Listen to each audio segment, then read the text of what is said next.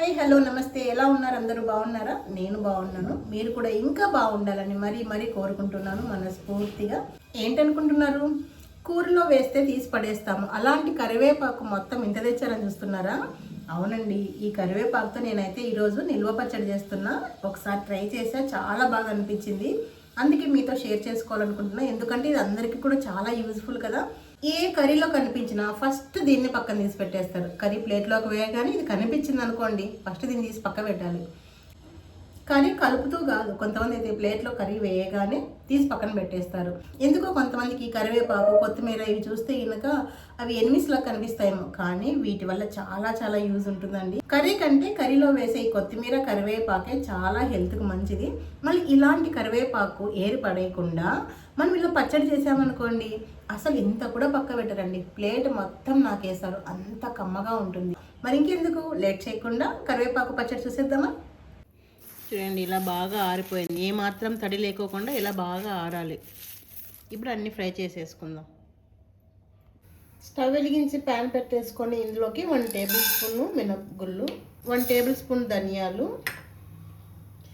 1 tea spoon జీలకర్ర, 1 tea spoon ఆవాలు. First వీటిని బాగా ఫ్రై చేసుకోవాలి. ఇలా దినుసులు వేయించేటప్పుడు ఎప్పుడు కూడా హై ఫ్లేమ్ పెట్టుకోకూడదు, లో టు మీడియం ఫ్లేమ్ అడ్జస్ట్ చేసుకుంటూ ఫ్రై చేసుకుంటే దినుసులు అన్నీ చక్కగా వేగి మంచి అరోమా వస్తుంది తెలుసా. అలా ఉంటేనే ఏ పచ్చడికైనా కానీ కర్రీకైనా కానీ మంచి టేస్ట్ వస్తుంది అనమాట.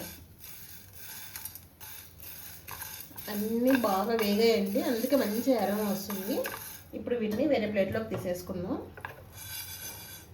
ఇప్పుడు ఇదే ప్యాన్లోకి ఎండుమిర్చి ఫ్రై చేసుకుందాం. మీరు ఎంత కారం తినగలరో దాన్ని బట్టి ఎండుమిర్చి యాడ్ చేసుకోండి.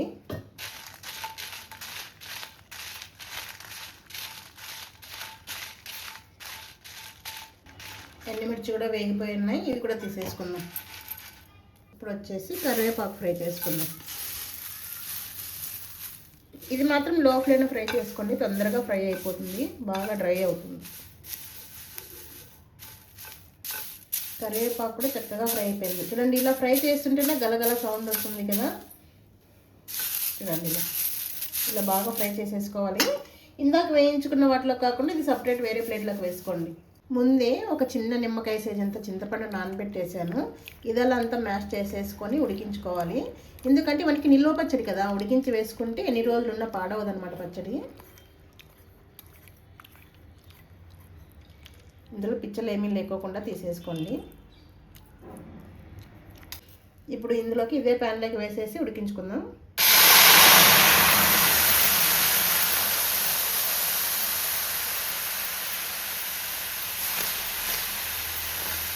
కొంచెం చిక్కగా అయ్యేంత వరకు ఉడికించుకుంటే సరిపోతుంది, అందుకే వాటర్ ఎక్కువగా వేసేసుకోకూడదు. ఫస్ట్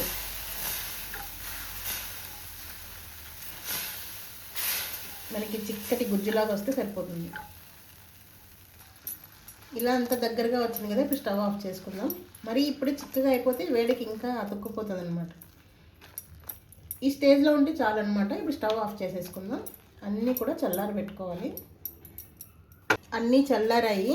ఫస్ట్ వచ్చేసి ఈ పప్పులు, ఎండుమిర్చి అన్నీ యాడ్ చేసుకుందాం మిక్సీ జార్లోకి.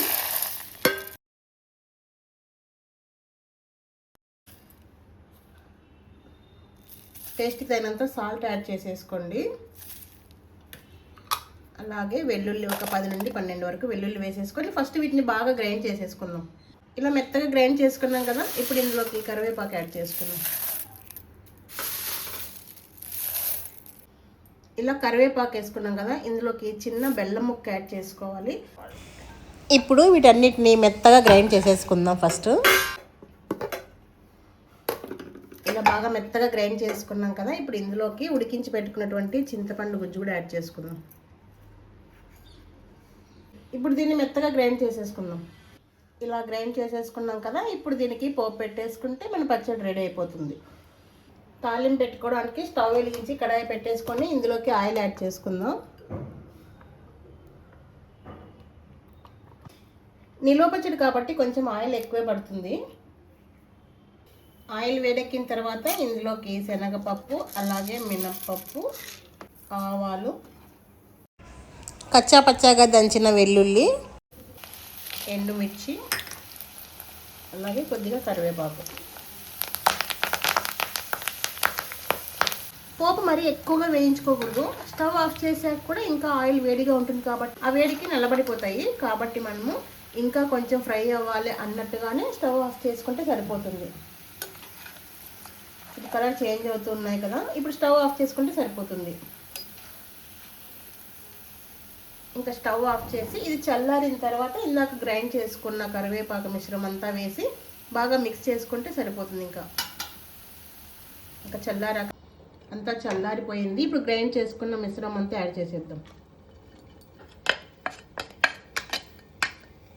అంతా బాగా మిక్స్ చేసేసుకోవాలి. దీనికి కొంచెం ఆయిల్ ఎక్కువగానే పడుతుంది.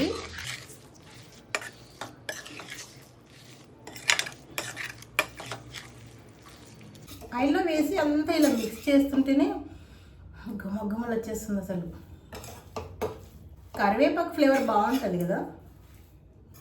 మామూలుగా మనము చట్నీస్లో వీటిలో వేసినప్పుడే ఎంత ఫ్లేవర్ ఎంత బాగుంటుంది.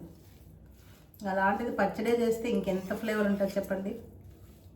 అంతా బాగా మిక్స్ చేసాం కదా, ఇప్పుడు రైస్లో పెట్టేసుకొని తినేద్దాం.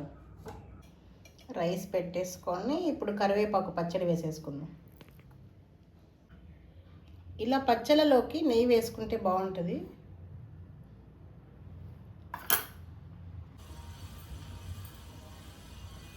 ఇంకా లాగించేద్దాం. అన్నీ ఈ కరివేపాకు స్మెల్ ఆహా అదిరిపోయింది. అసలు గుమగుమలు ఆడిపోతుంది అసలు.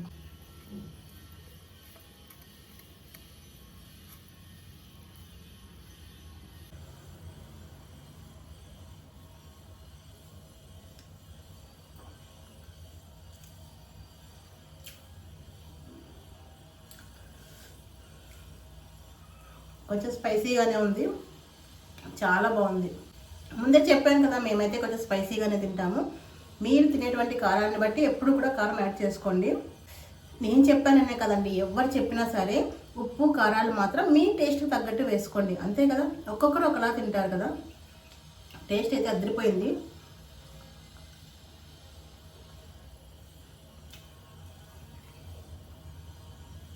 చాలా చాలా బాగుంది. దీంట్లోకి ఒక ఆమ్లెట్ కూడా వేసుకున్నా చాలా బాగుంటుంది. ఇప్పుడు శ్రావణ మాసం కాబట్టి మేమైతే నాన్ వెజ్ తినము. తినేవాళ్ళు ఉంటే అలా వేసుకోండి, ఇంకా సూపర్గా ఉంటుంది. నిజంగా అండి, కరివేపాకు చాలామంది తిన్నారు తెలుసా, తీసి పడేస్తారనమాట.